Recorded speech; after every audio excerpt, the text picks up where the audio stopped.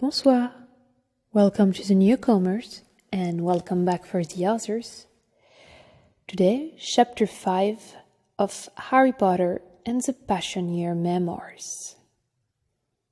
Chapter 5, Grim Healing. Harry took his father's advice and spent the next 2 days catching up on homework as well as sleep. As predicted, Snape was at the next dark art class, and it was 2 days before Lupin returned. After reading an actual eyewitness account of lunar transformations, Harry didn't blame him. The holidays would be starting soon, and the last few classes were spent in revision and short exams. Harry caught himself more than once watching Lupin when the professor was turned away. He noticed that Lupin had sometimes stood on his toes for no reason and wondered if it was Moony sniffling about inside. Harry had also tried to check McGonagall's feet, but she wore skirts too long to notice. Besides, she was a girl after all, and probably more high heels under her gowns, which would put her on her toes, animagus or not. Harry quickly gave up on her. Ron and Hermione were fighting worse than ever. In fact, by now, they were barely even speaking to each other. Harry wished he could say something, but fact was, there was a good chance that Crookshanks had killed the rat. It was natural, after all. Cat versus rodent. Been that way for thousands of years. Harry was sitting on his bed one evening, finishing up an essay for Flitwick when he saw it. There was a rat under the dresser by Neville's bed. Harry dived. Ink bottle went flying, wand rolling. Gotcha! He grabbed the tail and pulled the rat out. Easy, you're okay. He cuddled the terrified rat to his chest. Calm down. Ron's been looking for you for everywhere. I'm so tired of hearing those two fight. Harry stopped talking as he noticed the ink everywhere. Could you give me a minute? Harry tapped the rat nose with his finger. I have a mess to clear. Ron's not here right now anyway. Harry glanced around and spotted the empty cage on the floor on the other side of Ron's bed. He put the rat in it and locked it shut. You'll be safe there. He put the cage by his own bed and then dived under Neville's to get his wand. Harry cleaned up the mess and then looked down and found his father's memoirs wedged between the bed and his trunk. He pulled that out and put it on his pillow. Scabbers came to the end of the cage closest to Harry, pressed his nose through the bars, and squeaked. I found it in some room, Harry shrugged. It was frightened by my dad. The rat squeaked again. Harry sat on his bed and sighed. It had been a while since he had time to read more of it. In a way, that was a good thing, since he needed time to absorb what a story it gave. Problem was, he couldn't talk about it. He would never tell anyone about what happened to his father. Harry took the cage into his lap and stared at Scabbers, who stared unmoving right back at him. For a rat, the thing could stay still for long periods of time. Harry put a finger to the tiny pads of the rat's paw, noticing it was missing a toe. You can promise not to tell anyone, right? You're a rat. Harry felt a jolt pass through him and the rat. Static shock. The rat squeaked and licked its paw. Harry's jaw ticked. After several minutes, he muttered the words that he had been denying all this time.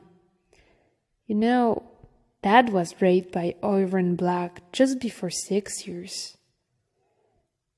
The rat wheeled around and stared at him. It actually seemed to gape at him, but Harry burst into tears and didn't really notice. There, he had said it, and no one heard. He had to get it off his chest. He folded his arms over the top of the cage and cried into them for a long time. He finally raised his head and sighed. Harry held the cage in both hands and looked in. The rat ran to one side and put a paw through the bars where one of Harry's wands was and pressed against it. He squeaked incessantly. "Don't worry, we won't let Scroogeons get you. I hear a lot of noise downstairs. Maybe Ron's back." He stood up and carried the cage downstairs. Sure enough, Ron was there, and he was overjoyed to see his pet. But instead of ending the fight, the pair of them only found something else to fight about.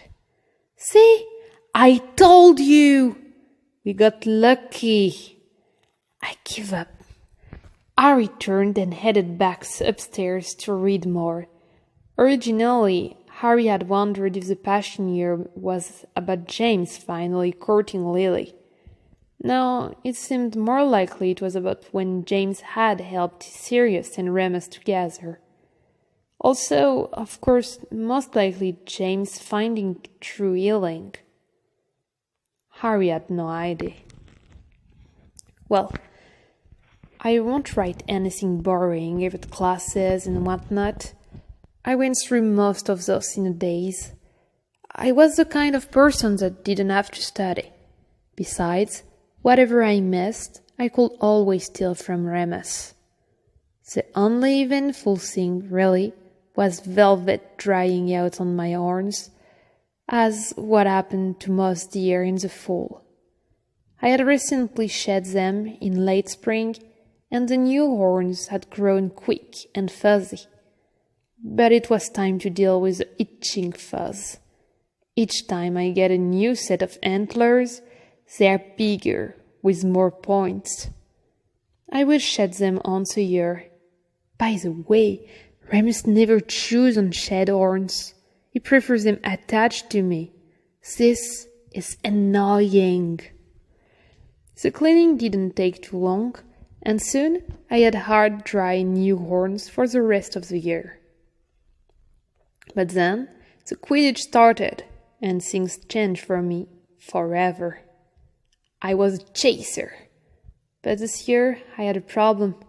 I haven't even attempted riding a broom since Orion Black had touched me. The first full moon back at school had reinvented my physical traumas all over again, so I was in no condition to even fly. Sirius and I both saw the same thing. I had healed somewhat in human form, never in stag form, and then I had four prongs out while I was weak. The two bodies were so different that it ripped me up again. Sirius helped me change between forms and took care of me. Both me and prongs. We had been spending more and more time together. It was almost as if we were back in our childhood, before Hogwarts, just the two of us. To throw off Remus and Peter, Sirius devised a charm to hit me with that looked like it would hurt, and so I was able to limp around freely for a while, cursing Sirius in front of them, but often crying on his shoulder when we were alone. I couldn't handle this, and one night I woke up in a hospital bed. I panicked. If I was here, then Pomfrey could easily discover what my real injuries were. What was I even doing here? Sirius sat at the foot of my bed, arms folded. "You're finally awake!" he snapped at me. "What happened?" He grabbed my wrist and raised it up to show the bandage. "You tried to kill yourself!" I merely looked away as the memory came floating back. I had been alone in the dormitory washroom, and I'd looked over my wounds again. The bruise was back, though more red than black. My tailbone still hurt. I was so messed up. Stairs nearly killed me, and I would have to face raiding a broom in a few days. I couldn't do this. I had flicked my wound into a knife blade and cut my left wrist not once, but twice, deeply. "I guess everyone knows now," I finally muttered. "Absolutely no one knows but us," Sirius replied crossly. "You think I'm dead from the neck up or something? I promise you I take care of you. Why didn't you just trust me? Melon sec, you're so gormless, Jim." I glared at him, but said nothing. He suddenly launched into a tirade, explaining just how he covered for me. Remus and Peter, though, thought it was a hex gone wrong that Sirius tried. The floor had been covered in a lot of blood, which Sirius had vanished away, but Remus could smell the lingering odor of it, and needed some explanation. Madame Pomfrey had to be told how the cuts came about, so she could repair them properly, but then Sirius obliterated her memory of it and destroyed her report. Since it was a knife-form blade, magic that I had summoned from my one tip, that was used to cut it. It needed more time for healing than if I had used an actual blade. Now she thought I had been there for a severe headache, but nothing more. "Honestly, the thing I have to do for you," Sirius finished. By now he was lying on top of the covers beside me. "Don't ever do this." He held my cut wrist gently. "Ever again." Then he put a hand on my face.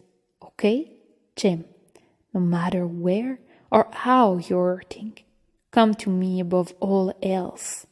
I'll take care of you." "Yeah, I wish you remembered that promise, Black." Harry glared at the lines. I turned away, crying, again. I felt Sirius hold my shoulder and soon fall asleep. I woke up during the night and found myself alone. It was then that I realized I was in real trouble. I had just tried to take my own life and had nearly succeeded. Sirius told me that more of my blood was on the floor of the dormitory's boys' washroom than running through my veins. He had been almost too late in finding me. Part of me screamed out to not do that again. The part of me that still wanted to live told me that I needed to find a way to channel my anger and pain. I rolled over and rummaged around in the nightstand next to his bed, and it was there that I found the first 13 sheets of parchment that became the start of these ramblings. I got up and stumbled weakly over to Pomfrey's desk and stole a quill and ink bottle. Due to the blood loss, I was freezing by the time I got back to bed and cast a warming charm on the quilt. The replenishing potion I had been given would help my body replace all the blood I lost, but it would take all night since I had nearly bled out completely. I began writing long into the wee hours of the morning, not knowing how much I should write, but I just let it pour out into the parchment. Now that we're all caught up at this point, I think I'll be adding every other day or so, until I'm ready to destroy it. The next day, I went to the dorm room alone and pulled out a piece of parchment. I began writing a note on it. Sirius soon came to check on me. He never left me alone for more than 5 minutes now, as if I was on suicide watch. I handed him the note. Give that to Charlotte. Why? Why do you think? She's not going to like having to replace one of our chasers. Sirius opened the note and scanned through it. My resignation from the team. I can pass the broom for you. Doesn't matter, I shrugged. Chaser is too much work, too much moving on a broom. I need a position that isn't so involved with the game, but we are all full. I'm leaving the team. How do you plan to explain this to Remus and Peter? It's interfering with my horror studies, I sighed. I prefer being an horror to being a professional Quidditch player. I'm an horror in training, too, Sirius pointed out, and I'm still playing Quidditch. So, you're better than me, so who cares? He put his hand under my chin and forced me to look at him. I'll hang on to this for a bit. Let me talk to Charlotte. Maybe we can rearrange some team members. Jim, I know how much you love Quidditch.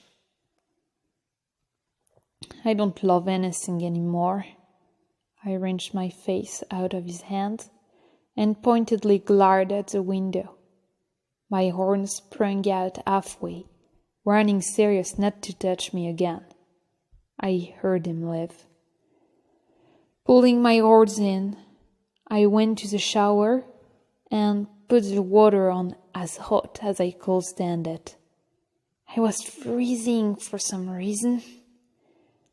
When I finally warmed up, the whole washroom was foggy with the steam. I stood in front of the mirror, though it was covered in condensation, and leaned on the sink. After a few moments, I pulled my wand from my robes hanging up in the closet and cleared off one mirror. Standing back, I viewed my body for what seemed like the umpteenth time. I checked myself from all angles. I could still see bruising in my lower back and inside my legs. The bite and nail marks were mostly faded, but the two largest ones were still sore. I know why they had become infected. I'm taking care of it. No, I didn't tell Sirius, and I don't plan to. I can handle it. I stood there, towel over shoulder, trying to feel nothing. Too late, I saw him in the mirror. Sirius walked around me. She asked you to reconsider, Sirius said. In fact, she was hoping if you could change your position from chaser to seeker, since Jason's gone now. You tried for seeker before and were pretty good at it. Better than Dana, who will be seeker now if you don't accept. I don't. I took my towel into my hands and began twisting it. A seeker isn't part of the main game. You fly your own route. You can choose your pace, your position. Sirius tried to coax me. I can fix your broom to suit your needs. It won't be a problem. Why do you care? I had gritted my teeth. Catching my tongue, I winced. Sirius touched my cheek with one finger. Because you stopped caring? That's right. I tossed the towel to the side, marched to the sinks, and leaned over one again. You're limping. I wheeled around to glare at him, but he was looking down. So? His grey eyes suddenly snapped up into mine. James, how long has that been going on? What? I had quite forgotten my infection. Sirius pointed. Oh, it's nothing. I quickly turned away. That isn't nothing. Sirius turned me back to face him. Jim, those cuts are nearly black. You idiot! Why didn't you tell me? Leave it. James, I'm taking care of it. Jim, you're as bad as Peter when it comes to potions. He held me against the sink. I can help you. I told you to come to me. Serious? How can I do that for something like this? I snarled at him. It hurts, literally, and in here. I put a hand on my heart. There are some things you can't fix. He pulled me into his arms. I found myself in his arms a lot less past 2 months.